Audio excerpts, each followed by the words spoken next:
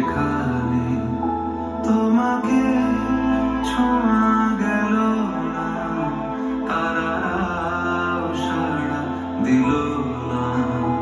তুমিও ভালো থেকো, ছায়া পথের তারা হয়ে, কারো চোখে আলো হয়ে।